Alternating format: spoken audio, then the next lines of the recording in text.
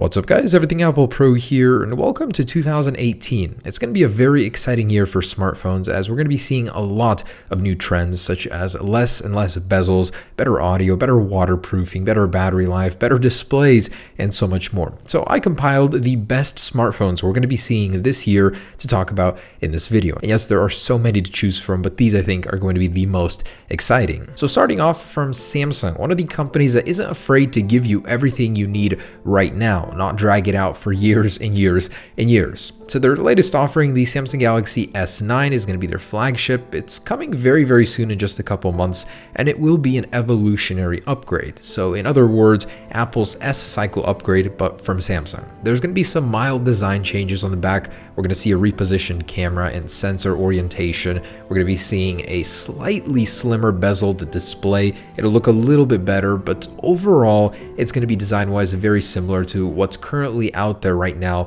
with the Galaxy S8. Most of the changes will be happening on the inside with the new Snapdragon 845 series processor, the Exynos 9810 depending on which area you live in, and overall it'll just be a little bit sleeker, a little bit cleaner than the older S8. You can also tell by this image that the overall form factor will be a little bit smaller versus the S8, but the battery life will be increasing by 200 milliamps, which will be a welcome change. Also, surprisingly, Samsung will be keeping the 3.5mm headphone jack when every other company wants to get rid of it like Apple, so it will keep a lot of faithful customers in line with Samsung. It'll be a very sleek, clean, and evolutionary upgrade to the Galaxy S8, but I hope that they make a lot of upgrades to the display, such as 3D touch, maybe 120Hz display, and stronger speakers as well. Either way, it's bound to be a success, just as every other Samsung Galaxy phone before it. And the rumored launch date is on February 27th at Mobile World Congress. Samsung wants to get this phone out fairly quickly as they want to compete with the iPhone 10 and the iPhone 8 and 8 Plus series, which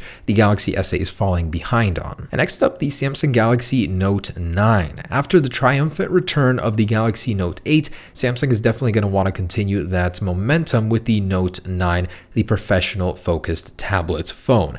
Now, what can we expect from this year's version? So much like the Galaxy S9 and S9 Plus, the updates will be very minimal. It'll be an S upgrade for the Note series. So the display will be slimmed down just a little bit in the bezels, and this is all according to rumor. Of course, it will contain the Snapdragon 845 series processor, 8GB of RAM will remain, and the exciting thing, according to rumors, is that the Galaxy Note 9 will be Samsung's first smartphone to include an embedded fingerprint reader underneath the display. That's going to be really monumental and could drive a lot of annoyed iPhone 10 users over to the Galaxy Note series. Okay, and we're back talking about a folding phone from Samsung in 2018. Now, I actually included this in last year's list, but it never came to fruition. However, things are apparently changing this year, where rumors are saying towards the end of 2018, quarter 3, we will be seeing Samsung's long-awaited, long-rumored foldable or bending phone. And apparently the naming of this thing will also be competing with the iPhone 10, as it will be called the Samsung Galaxy X. On paper, it'll just look similar to the iPhone 10, I guess.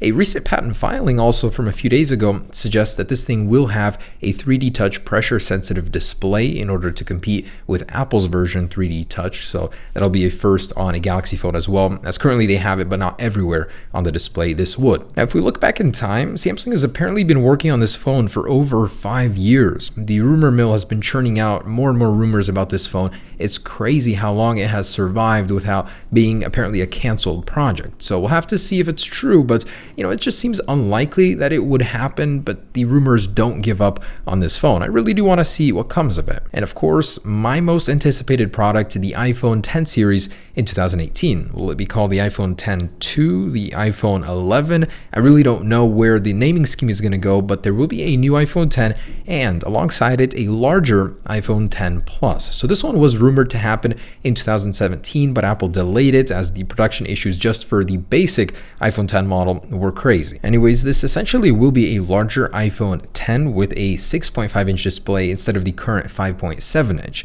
My main gripe coming from an iPhone 8 Plus to the iPhone iPhone 10 was that all of your content is scaled down, it appears smaller on the display, and this would fix that problem. It would give you a choice between a Plus Model 10 or just a regular iPhone 10 if you like the smaller comfort size. It's unlikely that there will be any features to differentiate the two, as they essentially will be the same product, just a larger version of it. Otherwise, the iPhone 10 2 series will have Apple's A11 chip. It'll be faster, possibly even a ProMotion display, 120 Hz. That would be great to see.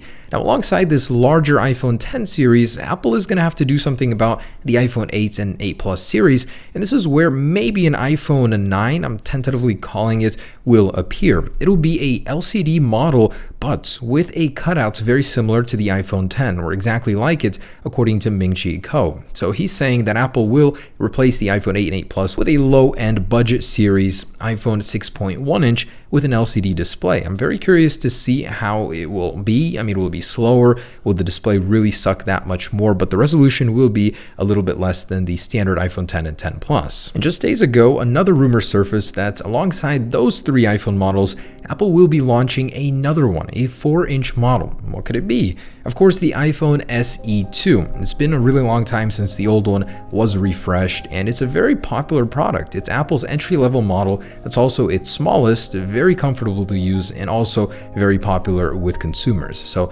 Apple will be refreshing this one. It's unlikely it'll receive this display you're looking at. This was just our concept rendition of it, but it would be actually really cool to get this onto that phone. It'd be a perfect size for it, actually. So realistically, what we're looking at is just a slightly updated version of the current SE. No, there will not be this drastic display change. It will have a faster Apple A10 processor, most likely. It could have a slightly better display, as currently it's using the same one since the iPhone 5S. Just overall, it'll be mostly the same. And this one is also one of my most anticipated Android phones, the OnePlus 6. Now, the OnePlus 5T was a great surprise. With an 18:9 aspect ratio display, it definitely caught up to the rest of the smartphone competitors in terms of display, but also surpassed most in terms of speed. The OnePlus 6 will receive the Snapdragon 845. It'll keep its 8 gigabytes of monstrous RAM, and it'll be a speed demon. Now, the design is mostly slated to be the same, but there is one key feature it might have: an embedded fingerprint sensor within the display, according to Gizmo China. In a phone that mostly fell off the radar, the LG G series, we could be seeing a refresh, the G7, but it's slated to be called something else, as Samsung faced the same problem. It will not be called the G7. Instead, it might have an 8 or 9 in the name in order to catch up to the current iPhone 8s and Samsung Galaxy S8 and S9 series. Now, other than that, it's supposed to be faster. This thing still has the Snapdragon 821. It should have a slightly updated, more sleek-looking display, as this was one of the first phones to go mainstream with the whole bezel-less thing, and it's starting to look old in comparison to the newer ones that came after it. So this thing will feature a redesigned Snapdragon 845 processor, a slightly slimmer bezel display according to rumors, and hopefully the actual panel itself will be better, as LG currently makes the best TV panels in the world. So this is what the Xiaomi Mi 2 was originally supposed to look like according to early concepts. The actual product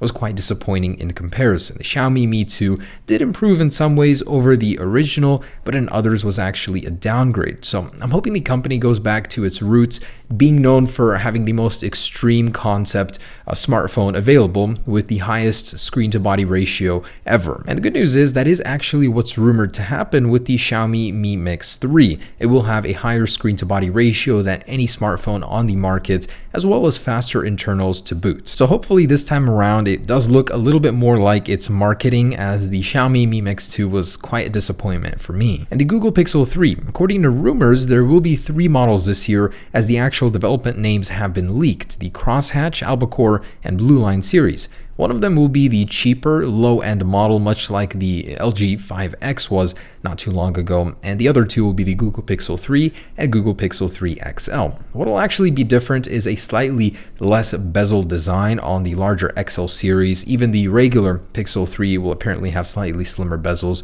better displays, and the Snapdragon 845 on both. The Pixel 2 was an amazing phone, super fast, so I'm looking forward to the third one. And lastly, as a bonus, I wanted to include Doogie's new concept video they just released of a smartphone they will be releasing later this year, they say. It's called the Doogee Slide Screen. It's quite cool because it fixes a lot of the shortcomings with all bezel-less display phones, which happen to be the sensors, the earpiece, the camera, where do you put them? And each phone has its own solution. This one actually includes a slide mechanism, which would hide them until you needed them. You'd slide that back portion up and have it available to use. And this way you can get a full screen experience on the front. It actually looks to be like quite a cool concept, but as a result of the sliding mechanism, it does seem that this design is overall a little bit chunkier than your usual smartphone. So we'll have to see, but I cannot wait until they build this. It seems like a very novel concept.